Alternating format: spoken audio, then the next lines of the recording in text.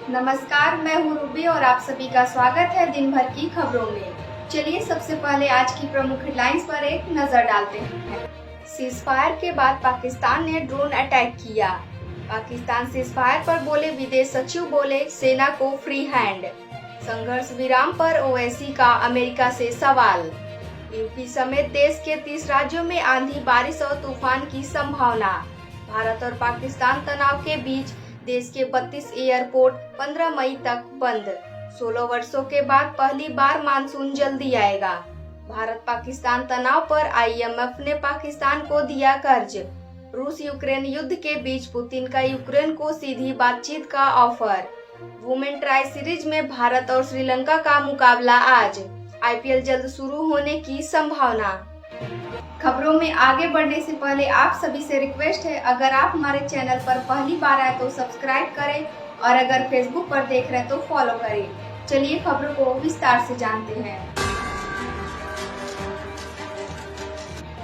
Ceasefire के बाद पाकिस्तान ने ड्रोन अटैक किया। पाकिस्तान ने शनिवार शाम 5 बजे सीजफायर लागू होने के 3 घंटे बाद ही इसे तोड़ दिया। जम्मू कश्मीर, गुजरात, राजस्थान और पंजाब में ड्रोन अटैक किए, जिसे भारतीय सेना ने नाकाम कर दिया। ये जानकारी विदेश सचिव विक्रम मिस्री ने रात 11 बजे प्रेस कॉन्फ्रेंस में दी। उन्होंने बताया कि पाकिस्तान ने भारतीय सीमा में घुसने की कोशिश की, सेना को फ्री हैंड दिया गया है। कुछ समय बाद पाकिस्तान की ओर से फायरिंग और ड्रोन अटैक रोक दिया गया। इसके बाद पहली बार रात भर कोई फायरिंग या सेलिंग नहीं हुई। पहलगाम हमले के बाद भारत की कार्रवाई के बाद पाकिस्तान एलओसी पर लगातार सीजफायर उल्लंघन कर रहा है। आज सुबह जम्मू कश्मीर, राजस्थान, पंजाब के पाकिस्तान बॉर्डर से सटे कई इलाकों में हालात सामान्य नजर आए। बढ़ते हैं अगली खबरों में। पाकिस्तान सीजफायर पर बोले विदेश सचिव, बोले सेना को फ्री हैंड। भारत पाकिस्तान के बीच जारी जंग को लेकर विदेश मंत्रालय और रक्षा मंत्रालय की शनिवार 4 बार प्रेस कॉन्फ्रेंस हुई। इसमें 9 मई रात पाकिस्तानी हमले की जानकारी दी गई थी। इसके बाद शाम 5 बजे भारत पाकिस्तान के बीच सीजफायर सहमति की बात अमेरिकी राष्ट्रपति ट्रंप ने कही। इसके 30 मिनट बाद विदेश सचिव विक्रम मिस्री ने शाम 6 बजे प्रेस ब्रीफ किया। इसके आधे घंटे बाद 6:30 बजे रक्षा मंत्रालय की प्रेस कॉन्फ्रेंस हुई। कर्नल सोफिया कुरैशी और विंग कमांडर वेमिका सिंह और नेवी के कमांडर रघु आर नायर ने पाकिस्तान के दिए दावों की पोल खोली थी और भारत का स्टैंड क्लियर किया।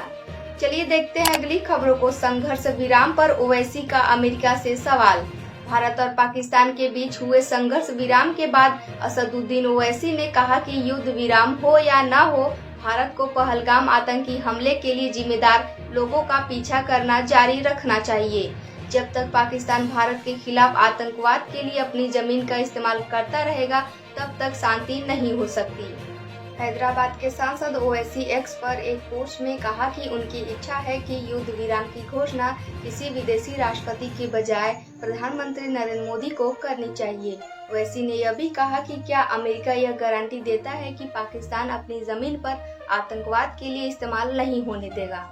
चलिए जानते हैं अगली खबरों को। यूपी समेत देश के 30 राज्यों में आंधी, बारिश और तूफान की संभावना। देश के 30 राज्यों में आज रविवार को आंधी, बारिश और तूफान की चेतावनी है। इस दौरान हवाएं 40 से 70 किलोमीटर प्रति घंटे की रफ्तार से चल सकती हैं। अगले 2 दिन में अधिकतर राज्यों का तापमान 2 से 4 डिग्री तक बढ़ने की संभावना है। मौसम विभाग ने शनिवार को बताया कि इस बार देश में मानसून तय समय से 4 दिन पहले पहुंच सकता है। दक्षिण पश्चिम मानसून 27 मई को केरल तट से टकराएगा। आमतौर पर यह 1 जून को केरल पहुंचता है। चलिए जानते हैं अगली खबरों को। भारत और पाकिस्तान तनाव के बीच, देश के 32 एयरपोर्ट 15 मई तक बंद। भारत और पाकिस्तान के बीच तनाव के कारण देश के 9 राज्यों में 32 एयरपोर्ट्स 15 मई तक बंद हैं। केंद्र के सिविल एविएशन मिनिस्ट्री ने 10 मई को बताया कि यह 9 मई से 14 मई तक लागू रहेगा। भारत ने 22 अप्रैल को पहलगाम आतंकी हमले में 26 लोगों की मौत के बाद 7 मई को पाकिस्तान पर एयर स्ट्राइक की थी। पाकिस्तान ने भी जवाबी हमला किया। तब से दोनों देशों के बीच संघर्ष जारी है। बढ़ते हैं अगली खबरों में। 16 वर्षों के बाद पहली बार मानसून जल्दी आएगा। मौसम विभाग के मुताबिक अगर मानसून 27 मई को आता है तो यह 16 साल में पहली बार होगा जब यह इतनी जल्दी दस्तक देगा।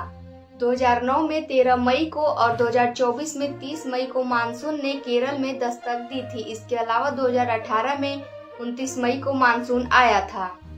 मौसम विभाग के अनुसार 1 जून को केरल पहुंचने के बाद मानसून 8 जुलाई तक अन्य राज्यों को कवर करता है।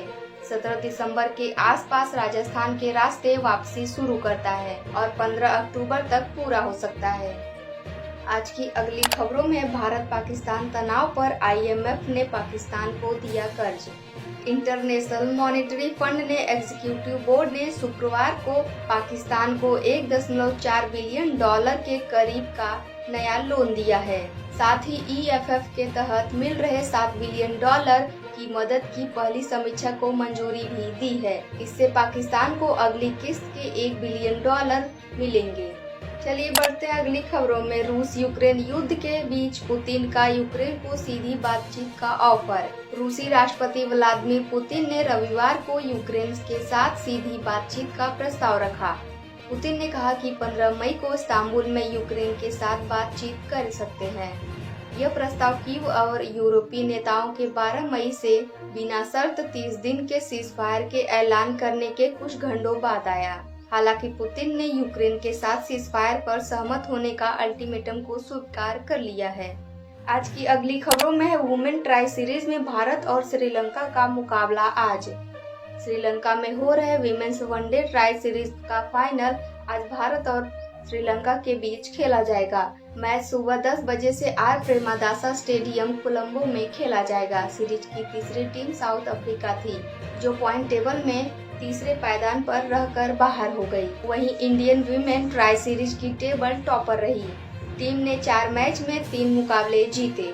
आज की अंतिम खबरों में है IPL जल्द शुरू होने की संभावना।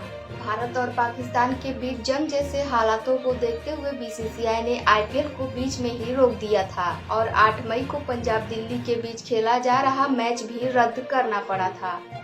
अब दोनों देश सीजफायर के लिए मान गए। ऐसे में सरकार से परमिशन के बाद BCCI जल्द ही IPL फिर से शुरू कर सकता। IPL अगर मई में ही फिर शुरू हो गया तो बेंगलुरु, चेन्नई और हैदराबाद में बाकी मैच खेले जा सकते हैं। आज की खबरों में इतना ही। कल फिर मिलते हैं नई देश और दुनिया की खबरों के साथ। आप सभी को शुभ संध्या।